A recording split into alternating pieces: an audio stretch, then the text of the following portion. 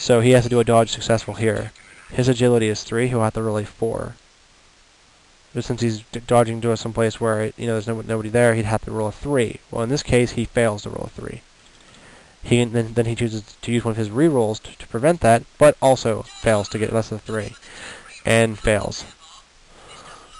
Even worse than Walrus 2 failing with the chainsaw, kicking back and knocking him on his ass. Okay, that's a turnover, and now it's the Orc's turn. He blitzes him and hits him. Okay. He rolled a Defender Stumble result, which is the skill that knocks you down. But if you have Dodge, you only get pushed back. The thing is, though, as I explained before, this Orc has the tackle skill, so he ignores his opponent's Dodge skill and knocks him down. He successfully rolls against his armor check. He successfully rolls high on the injury table, goes into the casualty table where he rolls a dead result, which is decently rare to do. There's maybe only it's a very few percentage on the casualty table to actually roll a death, but it can occur. The casualty table is anything from being removed from the game for the rest of the game, but you can come back next game, to broken body parts that lower stats, to injuries that make getting injured easier, to death. Now it's letting you roll your apothecary check to get a reroll.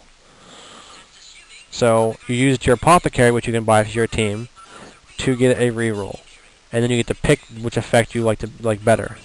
So do you want to be dead or badly hurt? Badly hurt is the least of the casualties that can occur, which just means he's removed from the game for the rest of the game, but comes back in fine next with absolutely no negatives. So he just has to sit out for this particular game. It's not a big deal.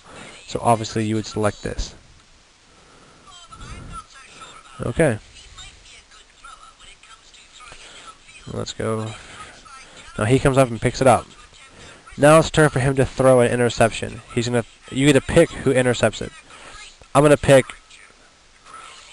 Griff Overwald. So basically, when someone throws a pass that goes over somebody else, you get to pick who intercepts the ball. Obviously, you'd pick the person that has the highest agility. The thing is, though, when you do intercept a pass, you get -2 to your roll because of how difficult of a feat it is to intercept. But if you have the ability called really long legs, which is a mutation, then you get bonuses when intercepting, I'm pretty sure, or you don't have any negatives while intercepting. So basically it makes you be able to intercept faster because you're taller. So in this case, he had an agility of 4, which means he would have had to roll a 3. He needs an agility roll of 3 or higher, but since he had to intercept, he gets a -2, meaning he needs to roll a 5 or 6, and he succeeded. So now it's a turnover. So now, because the Orcs failed, so now it's the humans' team, the humans' turn, and now he can choose to take his glorious touchdown. Now from this point, he has a movement of 7. But the thing is, though, to get a touchdown, he has to move 9. So he has to successfully roll 2 times against his go for it.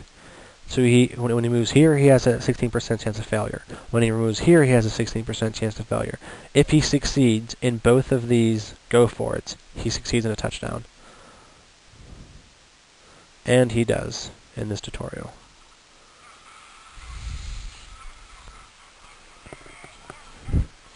And that was the end of the tutorial.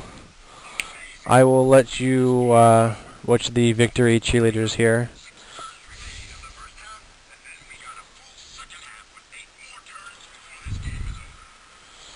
And that's it.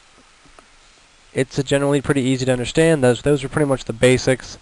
I explained some of the math behind the dodging and stuff just to give you a better idea of when you do play, how it's done.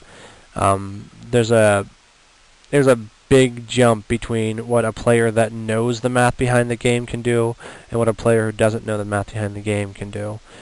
You also in the tutorial menu there's also a thing you can read up on all the rules of the game. It's more or less they took the rule book that you get and put everything in there, and that explains everything, all the math behind the game, and you can read up on there to get better. It's pretty much in how, we're from the BlazBlue forum. It's kind of like somebody who knows the inner mechanics of BlazBlue and those who don't. Those who know about instant blocks and all those other various things, and rapid cancels, and those who don't. So reading up on the math definitely improves your game significantly. So I hope this helped, and we will end this. And yeah, hope this talks you into buying the game. We need more people on here.